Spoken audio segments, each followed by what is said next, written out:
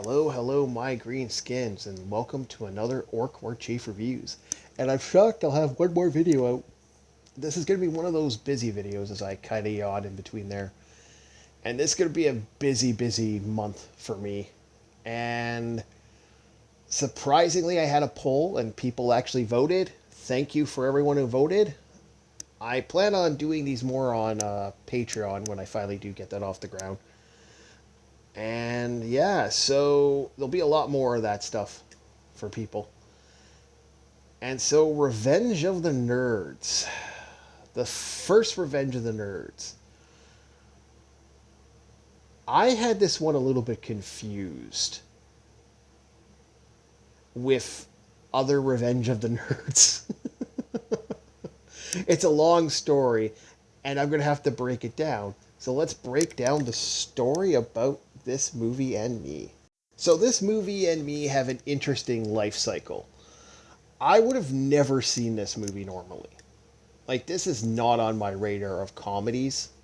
Like, I'm always more of a Bill Murray, Leslie Nielsen, Mel Brooks, Glenn Wilder, stuff like that. I enjoy those comedies more. I enjoy Eddie Murphy and, Beverly Hills Cops, the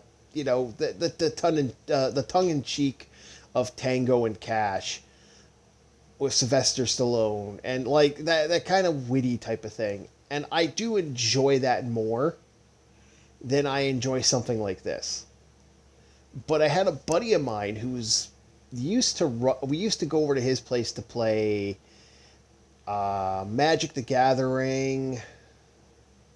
Oh, what was the other ones? I know Pokemon was Pokemon was one because his four sisters. I can't remember. Yeah, it was four sisters. Man, that guy had a lot of sisters. We're going to call that guy Jersey because, kind of a story. And mainly he wore a lot of jerseys. He was a hockey nut. And so if there was no hockey on, or this wasn't a time we were going to be like there for hockey,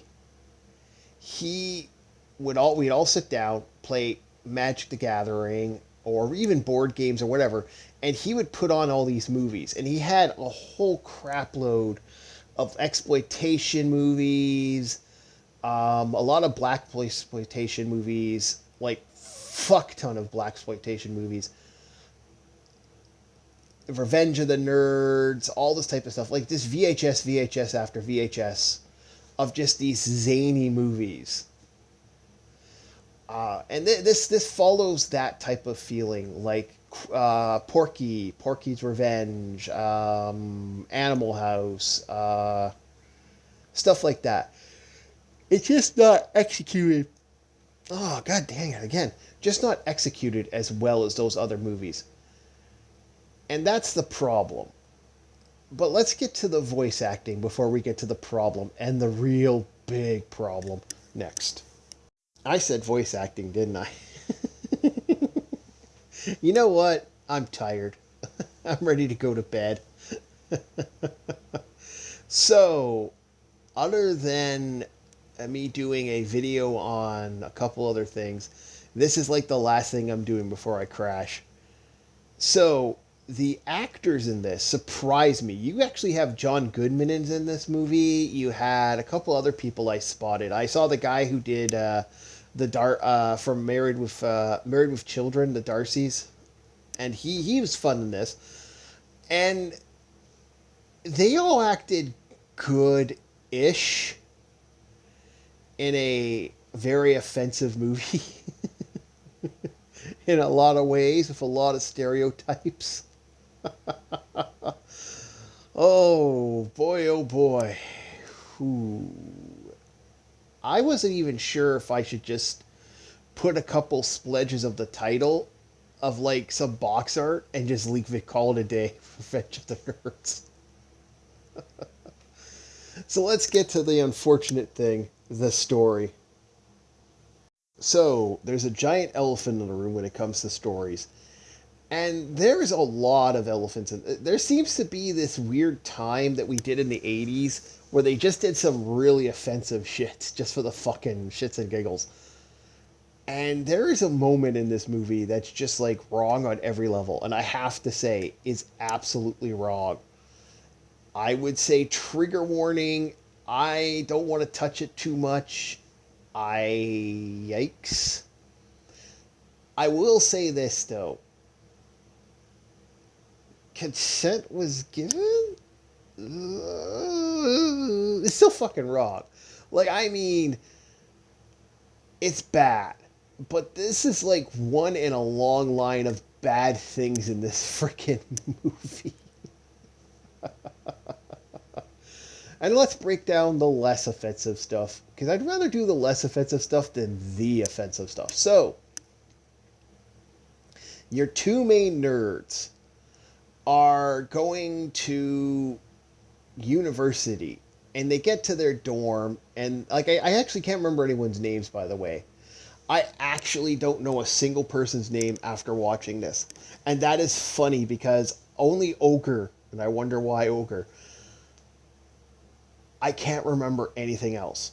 It's just like Ogre's it. Now, this movie is these main characters show up and they're getting in their dorm. Now, cut to the frat house, the football players, the super jocks, the prep kids, the kids that have all the money and effort. They have a moment where they're basically screwing around with this alcohol and they start a fire. And so they kick all the freshmen out of their dorms.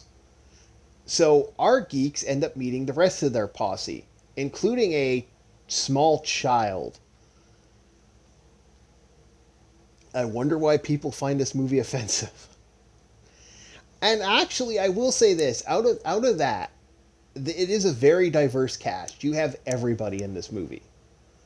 That's a form of a geek. And they are all setting up stuff and trying to live their stuff, but they're stuck in a gymnasium. And they are like, well, and the guy's like, well, you guys are screwed because the football team needs their football stuff.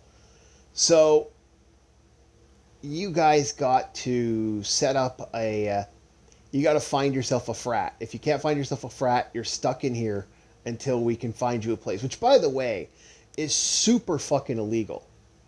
Like, kicking those kids out of a dorm. Remember, like, even if those football guys, the preppy guys, are bought and paid and have scholarships, who says none of those other guys don't have scholarships, aren't paying out the wazoo to be at that university? Which means you guys owe them a fuck ton by displacing them. That's a lot of money going bye-bye, at least to my knowledge. I wonder how bad that actually would be. So the geeks find their own place after some shenanigans, and they find themselves a special spot, well, an abandoned house, which I vaguely remember hearing there was a deleted scene, but I should look this up online. I might not. We'll see how I feel. I'm pretty much ready to go to sleep at any time. So there apparently was a deleted scene or where they actually get this house. They find this abandoned house. And the house is basically free to them. So they fix it up and they turn it into a really nice place. And that is a fun little place. And the jocks find, oh, well, the geeks are able to survive. Well, fuck them. And they start accosting them by throwing a rock through their window. Which, by the way, also is it's vandalism. It doesn't matter. It's vandalism. You can point out who did it. Oh, sure, they can deny it, but the police can get involved, especially if it's off campus. So you are attacking someone. That's like coming to my place and throwing a rock through my window. I don't care if I'm a part of some faction or organization. You're not supposed to do that. And that's the thing. Like, so that's cops get involved. And these guys, unfortunately, are like, well, we're okay. We can't get them. Okay, we need protection. well, let's make this a fraternity ourselves. So they decide to make it a fraternity, and no one is letting them join the fraternity except for the one place that accepts them, and the one place they accept them is an all black fraternity. And also a really good actor. I've seen him in a lot of stuff. I can't remember that actor's name. It's going to drive me nuts too, but he's a really good actor, and I liked him in this. And so they go to have a party to kind of celebrate their 60-day joining, because they get like a voucher type of thing. And so they go to do this, and the party kind of goes nowhere until they, hoping to get something. Now, the preppy all girl group, they decide that they're going to be, well, we're going to screw with these guys, and then the other group's going to screw with them. Now, it ends up, the jocks are going to kind of screw with them after the fact. Now, the girls are being, they have their party. Now, they're basically trying to live their lives, and these guys are just picking on them for no reason. So they decide to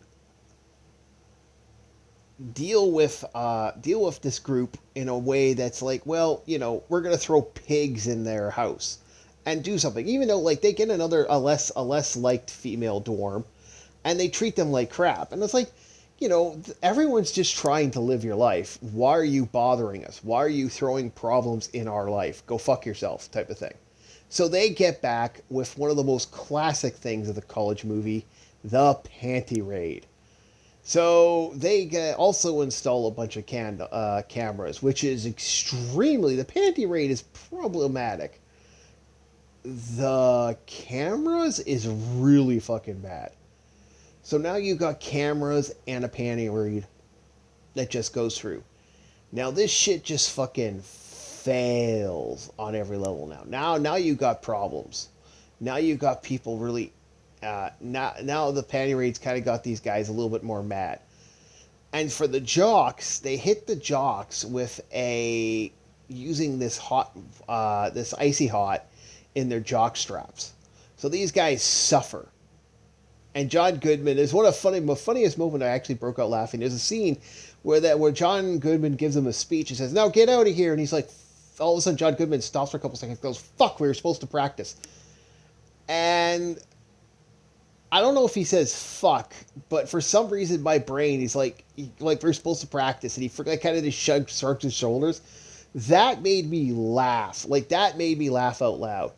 Then they go and tell the all black fraternity,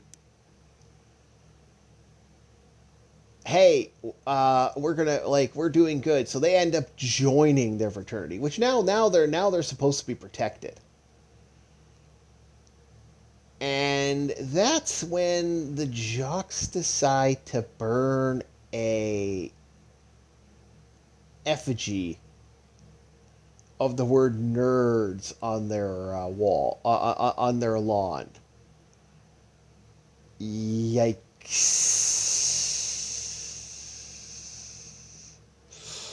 Yeah. Anyway, which, by the way, even more, if this is not on campus, you're fucking with these guys in a big way. That, like, police and, nowadays that'd be a hate crime, and then some. So this big problem kicks off. Now you got even more problems, because now you have these other groups. They go back to pick a fight, and like, no. And so they decide, after being basically treated like shit by the jocks again, they go to like the big geek, like the judge, like the Greek judge thing, and they basically, because the jocks and the preppy girls are like the two top leads, they can't beat them, so they have to take them out of position. And so they go into this big carnivals event, which has a couple really big offensive moments. I mean, the row your boat thing. Yikes.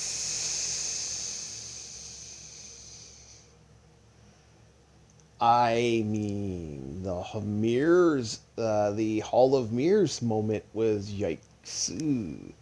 That's also bad. So they end up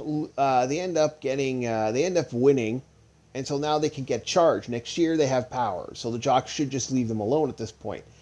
And the Jocks decide, with John Goodman kind of leading the charge, they basically, in a nutshell, yeah, we won. We got this stuff set up. We're going for it. We're going to trash the nerd's house. So they trashed the nerd's house. Again, that's really bad. It doesn't help the other crimes that the nerds did, but it's still really, really bad. Next, and finally, the one guy goes to make a speech. And he makes his impassioned speech, and, cut the film, the movie's over. I don't know how to feel about this thing on that way for the story, but it is interesting. Next, let's get to the music. So this is going to be a breakdown of both music and visual effects. The music is okay. The visual effects are fun because of how odd they are in a lot of ways. There's some funny moments and there's some interesting things going on. Unfortunately, like I said, the movie itself isn't exactly great, but and it's mainly because of the moments, but it was still okay. It was still good enough for me to go, okay, maybe I'll keep looking into this. And the visuals work, but they're not great. And that's the best way to put it. And I guess we're going up to ratings next. So, what am I going to rate this movie? Well, I've been thinking about it, a 4.5. And I hate to say it, I remember other parts of this movie has 2 or 3 moments I remember. And then I remember the other movies, because I watched them all jumbled together, Revenge of the Nerds 1, 2, I think 3. I think they went up to 4, if I remember correctly, but probably not. But I remembered those as well, kind of the mix-up of stuff. But I remember more hanging out with my friends, my buddy back in the day when I was a young teenager, and, playing board games and Magic cards and, stuff like Hero Quest. Always going over there every Wednesday during the summer. Hell, there were days I remember that was one of the best things about summer. I'd go there and just play board games. I knew I wouldn't be home. And I like that. It was every Wednesday during the summer until summer camp hit for them. And then it was, then we didn't see them for a couple weeks, but it was our Wednesdays. And that's what I remember more. I remember eating pizza and playing the board games. So that's where the nostalgia comes in. This itself doesn't... The movie itself doesn't have any energy for me, except for that really controversial bit, which kind of shocked me. I forgot 90% of this movie. And even that, I was like, well, okay. Yeah, so that's about it. Yeah, that's all I got to say about that movie. I'd like to thank everybody for listening in, and I hope to see you guys on the next Orc War Chief Reviews. See ya.